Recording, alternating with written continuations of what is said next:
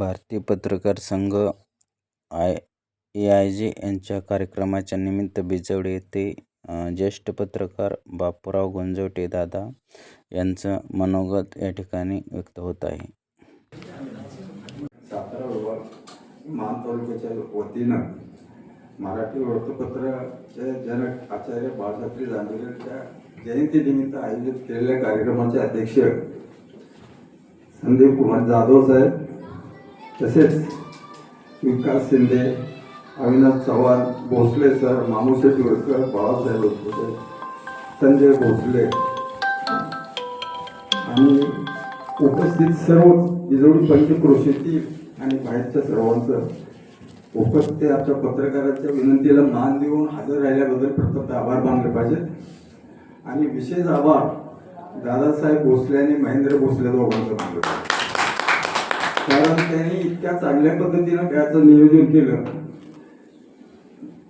काल मला पत्रिका द्यायला आल्यानंतर बराच वेळ बोलत बसलो होतो आणि मी म्हटलं तुम्ही एवढा चांगल्या पत्रिका काढल्या त्या आणखी काय काय कसं कसं चालवलं तुम्ही म्हटलं तुम्ही त्या पत्रकारिता सोडून तुम्ही नेमकं काय करता, थोडीशी माहिती घेतली त्यांच्याकडून.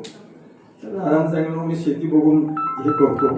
महेंद्रने सांगितलं मी मोठा जॉबला होतो, ते सुटल्यानंतर मी काहीतरी व्यवसाय करून त्यातही करतो.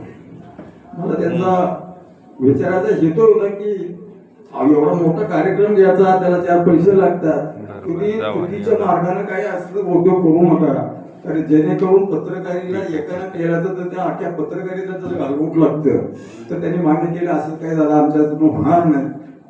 आणि मग असे आता बोलले त्यांनी सांगितलं की संख्या वाढवा, संख्या वाढवायला हरकत नाही. तुम्ही संख्या गुणात्मक वाढ कशी होईल, संख्यात्मक वाढीपेक्षा गुणात्मक वाढीकडे लक्ष द्या. कारण आजकाल पूर्वीची पत्रकारिता राहिलेली नाही, खेदानं म्हणावं वाटतं. त्याची कारणं अशी आहेत की 1982 साली मी पत्रकारिता क्षेत्रात पदार्पण केलं. सुरुवातीला पोस्टानं बातम्या पाठवायची आणि मग आम्हाला ती पोस्टानंच ते आता दैनिक आके पोस्टानंच त्याचं. आणि सुरुवातीला बातम्या घ्यायच्याच नाहीत, वाचकाचा पत्रव्यवहार म्हणून एक सदर असायचं आणि वाचकाच्या पत्रव्यवहारात खाली आपलं नाव असायचं. मग आम्ही अनेक जणांना ते पेपर 8-10 लोकांना वाचून दाखवायचं म्हणून आमचं नाव आलंय. त्यावेळची परिस्थिती. पुन्हा काही दिवस एसटीनं बातम्या पाठवा, त्यानंतर फॅक्स आला आणि आता जी पत्रिका येतात ते इथं तुमचा कार्यक्रम चालू असेपर्यंत प्रेसला ते बातमी जाते. म्हणजे इतके जलद पद्धतीनं पत्रकारिता सुरू आहे. मराठी पत्रकार संघाच्या अध्यक्ष मी असताना त्यावेळेला सुरुवातीला आम्ही मान तालुक्यात 3 पत्रकार होतो. पुण्याचा एक तरुण भारत होता, त्याचं आपा गुरु बनून मसवडचे पत्रकार होते आणि माळवदे गुरुजी बनून ते शिक्षक होते. पण त्यांना मर्यादा यायच्या, अधिकाऱ्याच्या विरोधात बातमी करायची म्हणलं किंवा आणखीन पुढाऱ्याच्या विरोधात बातमी करायची म्हणलं की ते शिक्षक असल्यामुळे मर्यादा यायच्या. आणि मग ते माझ्या माध्यमातून माझ्या डेडलाईननं त्या बातम्या करायची. अशा पद्धतीनं त्यावेळची पत्रकारिता संपूर्ण जिल्ह्यात आज जर बघितलं पत्रकार दिनानिमित्त आमचं जवळजवळ 5-6 कार्यक्रम झाले. पोलीस स्टेशननं परवा एक कार्यक्रम घेतला होता, 50 ते 60 पत्रकार, एवढी मोठी संख्या वाढलेली आहे.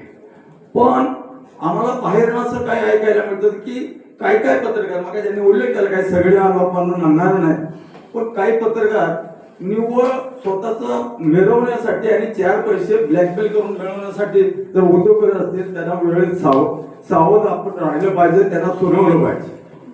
त्याची कारण अशी आहे की एक करणार आणि संपूर्ण पत्रकारितेला बदनाम करण्याचं काम जर होत असेल तर येईल त्याला पद न दिलेली पाहिजे. त्याच्याकडून तुम्ही त्याचा अनुभव घ्या, शेजापाजाऱ्याकडून त्या जरा माहिती घ्या, जुन्या पत्रकारांच्या कडून त्याची माहिती घ्या. हा माणूस नेमका कसा आहे. काही लेडीज आता नवीन आपल्या येत आहेत त्यांनाही सामावून घ्या. आणि पत्रकारांनी जर ठरवलं तर अनेक गोष्टी साध्य करता येतात.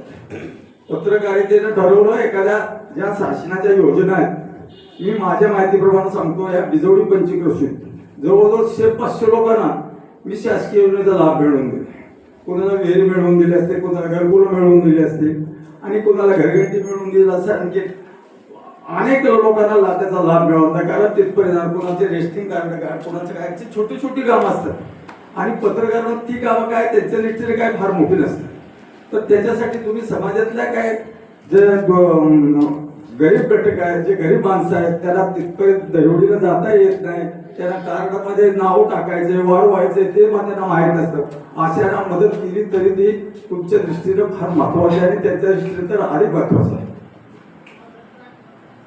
जाधव साहेबांना माझी एक विनंती आहे, जाधव साहेब तुम्ही आवर्जून जो मला उद्घाटनाचा म्हणजे सगळ्या मला दादा भोसलेंनी सांगितलं तेव्हा जाधव साहेबांनी तुमचं नाव सुचवलं आणि 3-4 वर्षाचं संजयनं सुरुवात केली, माणूस अनेकांनी माझ्या पत्रकारितेचा गौरव केला. मी ते माझं कर्तव्य केलं असं समजतो, मी काय फार उपकार केले नाही. आणि जे आज मान तालुक्याच्या राजकारणात ज्यांची नावं घेतली जातात त्यांना अनेकांना माझी 100% पत्रकारितेच्या माध्यमातून साहेब सांगते अनेकांना माझ्या माध्यमातून मदत झालेली आहे. आणि आपण पत्रकार बांधवांनी एक समजलं पाहिजे, चांगलं काम करणाऱ्याला उचलून धरा, चुकीचं काम करणाऱ्याला उचलून धरण्याची काय गरज नाही. आणि दुसरं एक वृत्तपत्रामध्ये आता नवीन पद्धत संपादकांनी काढली की टार्गेट दिलं जाते पेपरवर की वर्षाचं 3 लाख द्या, वर्षाचं 4 लाख तर तुमच्या आणि मग नको त्या माणसाला वाढदिवस साजरा करावा लागतो, तर त्याचे 2,000-3,000च्या जाहिरात मिळते. पण ज्या वेळेला त्याची जाहिरात येईल, आता 5 वाजता फोटो पडलेला होता का ह्यो का तेव्हा मोठा झाला, ह्यो मोठा नेता झाला, एका रात्रीत कसा मोठा झाला.